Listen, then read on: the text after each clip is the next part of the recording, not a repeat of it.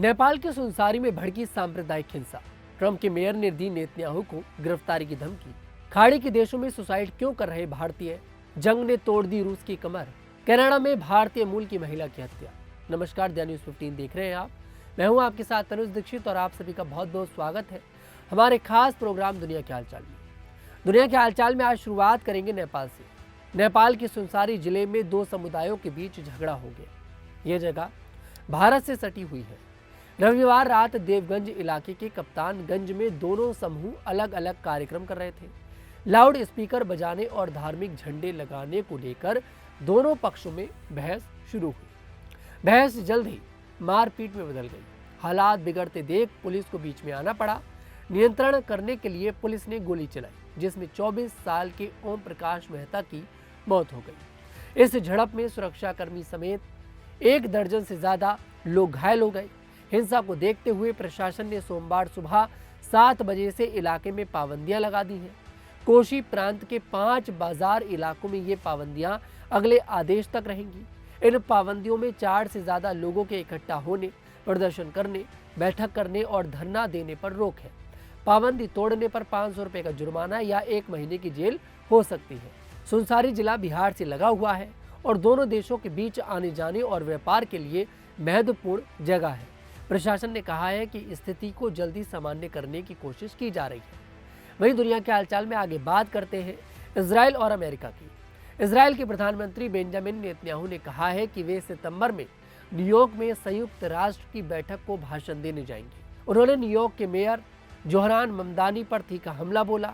Netanyahu ने आरोप लगाया कि ममदानी यहूदियों के खिलाफ गलत भावना फैला रहे हैं और शहर में लोगों को बांट रहे हैं।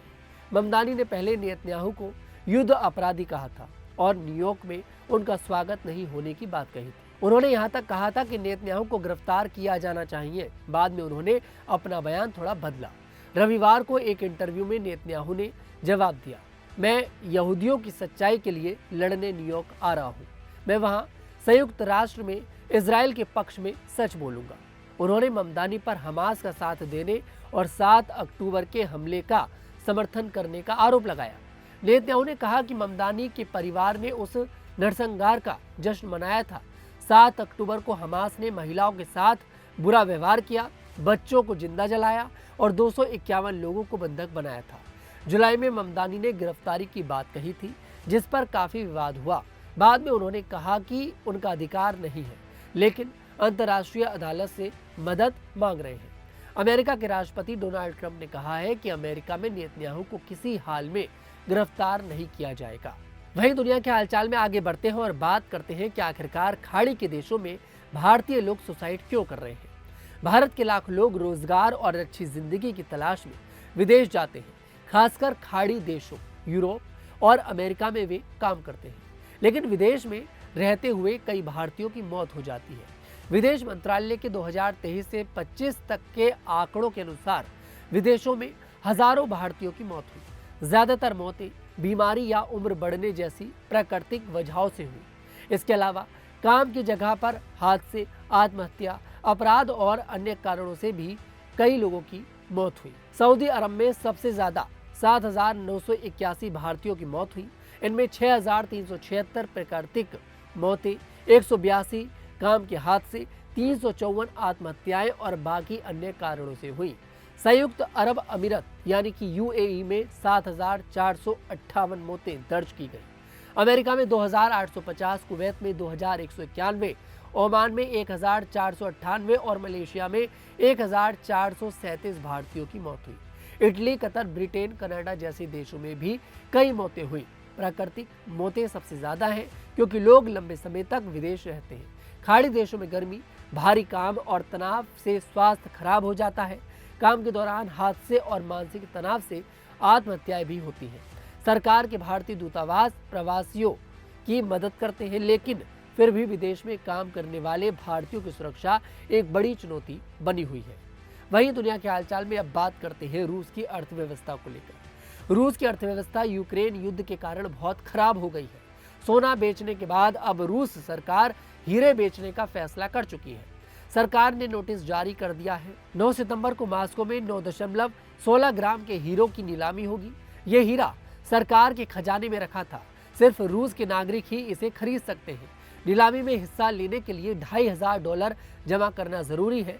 यह पैसा 20 अगस्त तक जमा करना होगा। नीलामी सफल होने पर अनुबंध तैयार किया जाएगा और खरीदारी को हीरे का मालिकाना हक मिल जाएगा। यूक्रेनी मीडिया के अनुसार रूस ने पिछले 6 महीने में 445 टन सोना बेचा है। ब्लूमबर्ग ने बताया कि एक साल में रूस ने $4 अरब का सोना बेचा।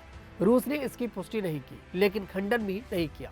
पहले रूस में 2.16 ग्राम से छोटे हीरे ही बेचे जाते थे। यह पहली बार है जब इतने भारी हीरे की नीलामी हो रही है।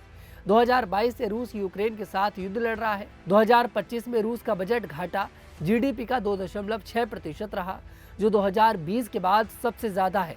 प्रतिबंधों के कारण तेल और गैस से कमाई 24% घटी है। यूक्रेन ने रूस के तेल गैस ठिकानों पर हमले किए हैं। इन सारी मुश्किलों से निकलने के लिए रूस सोना और अब हीरे बेच रहा है। वहीं दुनिया के हालचाल में आखिरी खबर में बात करते हैं कनाडा की। कनाडा के टोरंटो शहर में भारतीय मूल की 26 साल की नवनीत कौर की गोली मारकर हत्या कर दी गई। पुलिस ने बताया कि यह हमला पहले से सोच समझकर किया गया था। पुलिस के मुताबिक सुबह करीब 7:23 पर हुम्बर वुड बुलेवार्ड और रेक्सडेल बुलेवार्ड के चौराहे पर यह घटना हुई। नवनीत कौर सड़क पर चल रही थी, तभी एक व्यक्ति उनके पास आया, कुछ देर बात की और फिर उन पर गोली चला दी। गोली लगने के बाद नवनीत गिर गई। गवाह ने तुरंत इमरजेंसी नंबर पर फोन किया। पुलिस पहुंची तो नवनीत को गोली लगी हुई हालत में पाया। डॉक्टरों ने उन्हें बचाने की कोशिश की, लेकिन उनकी मौके पर ही मौत हो गई। आरोपी व्यक्ति मौके से भाग गया था। बाद में पुलिस ने उसे पकड़ लिया। आरोपी की पहचान 37 साल के शरणजीत सिंह के रूप में हुई है। वह ब्रैम्पटन का रहने वाला है। पुलिस ने उसे पहले डिग्री मर्डर और कानूनी वचन न मानने का आरोप लगाया है।